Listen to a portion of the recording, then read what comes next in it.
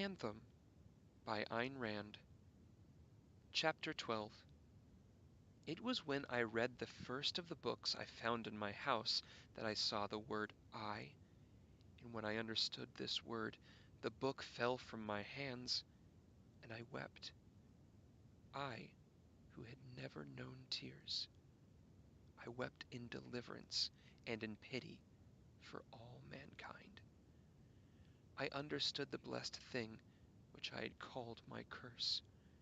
I understood why the best in me had been my sins and my transgressions, and why I had never felt guilt in my sins.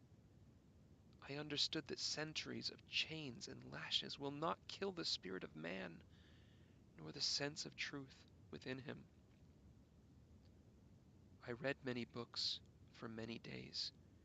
Then I called the Golden One, and I told her what I had read and what I had learned.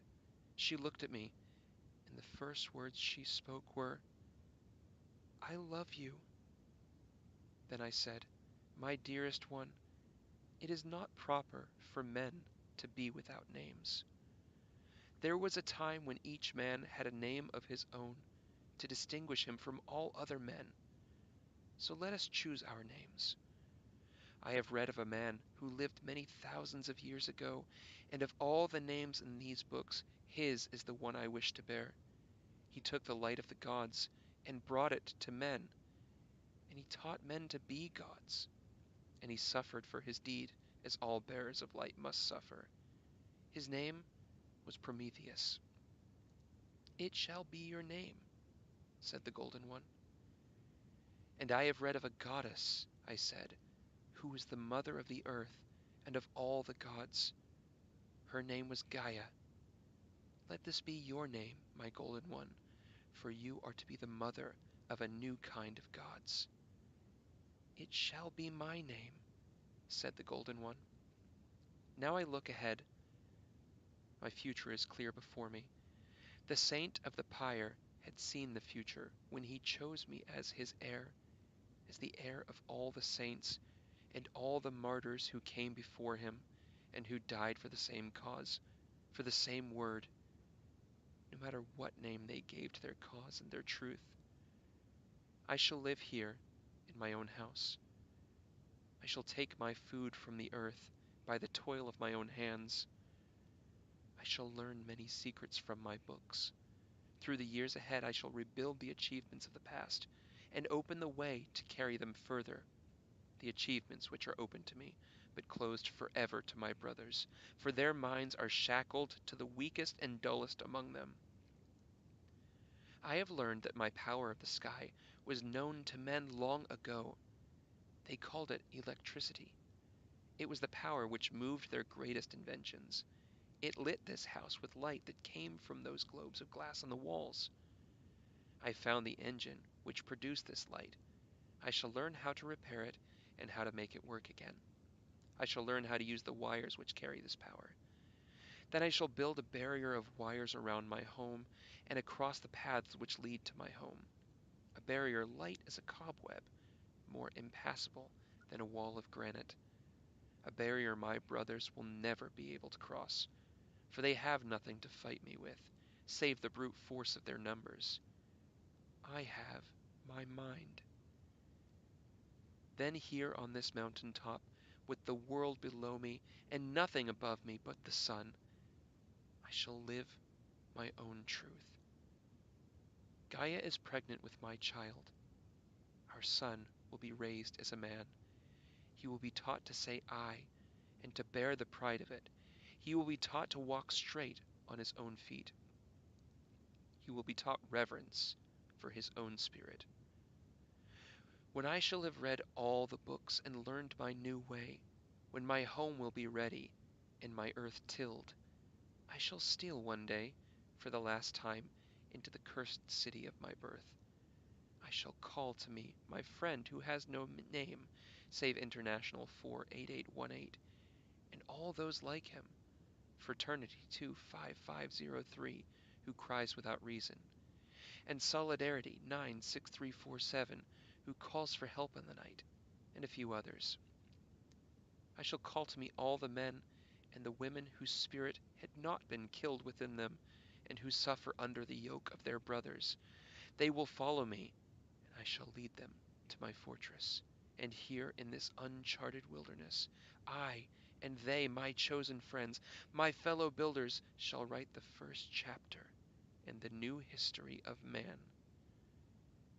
These are the things before me, and as I stand here at the door of glory, I look behind me for the last time.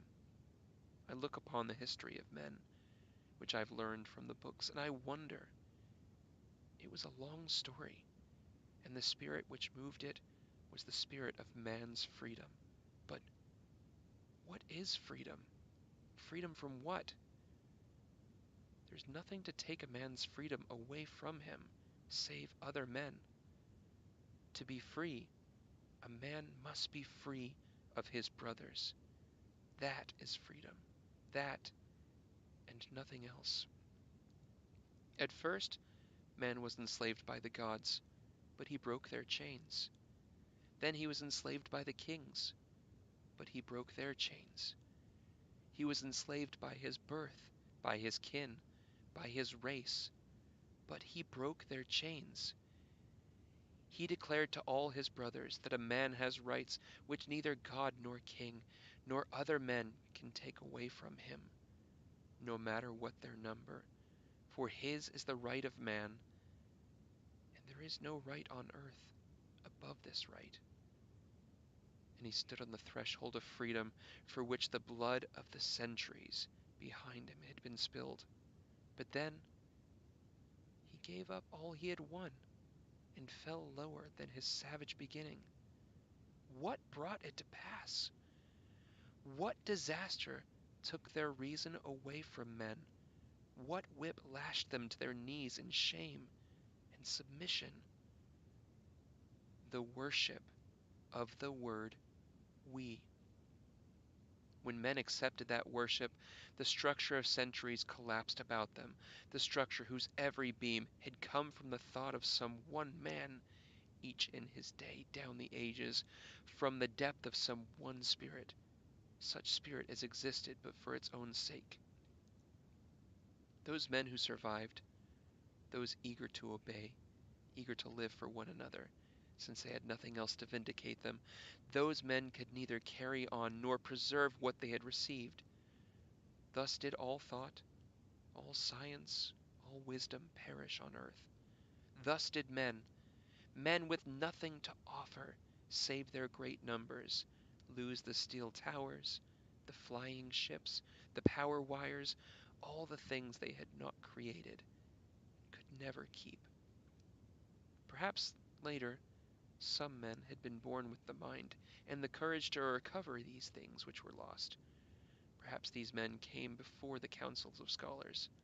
They were answered, as I have been answered, for the same reasons. But I still wonder how it was possible in those graceless years of transition long ago that men did not see whither they were going and went on in blindness and cowardice to their fate. I wonder, for it's hard for me to conceive how men who knew the word I could give it up and not know what they had lost. But such has been the story. For I have lived in the city of the damned, and I know what horror men permitted to be brought upon them. Perhaps in those days there were a few among men, a few of clear sight and clean soul, who refused to surrender that word. What agony must have been theirs before that which they saw coming and could not stop. Perhaps they cried out in protest and in warning, but men paid no heed to their warning, and they, these few, fought a hopeless battle, and they cherished with their banners smeared by their own blood. And they chose to perish, for they knew. To them I send my salute across the centuries and my pity. Theirs is their banner in my hand. And I wish I had the power to tell them that the despair of their hearts was not to be final, and that their night was not without hope. For the battle they lost can never be lost, for that which they died to save can never perish. Through all the darkness, Through all the shame of which men are capable, the spirit of man will remain alive on this earth. It may sleep, but it will awaken. It may wear chains, but it will break through. And man will go on. Man, not men. Here on this mountain, I and my sons and my chosen friends shall build our new land and our fort, and it will become as the heart of the earth, lost and hidden at first, but beating louder each day. And word of it will reach every corner of the earth, and the roads of the world will become as veins which will carry the best of the world's blood to my threshold. And all my brothers, and the councils of my brothers will hear of it. They will be impotent against me. And the day will come when I shall break the chains of the earth and raise the cities of the enslaved, and my home will become the capital of a world where each man will be free to exist for his own sake. For the coming of that day shall I fight, I and my sons and my chosen friends, for the freedom of man, for his rights, for his life, for his honor. And here, over the portals of my fort, I shall cut in the stone the word which is to be my beacon and my banner, the word which will not die, should we all perish in battle, the word which can never die on this earth, for it is the heart of it, and the meaning and the glory, the sacred word, ego.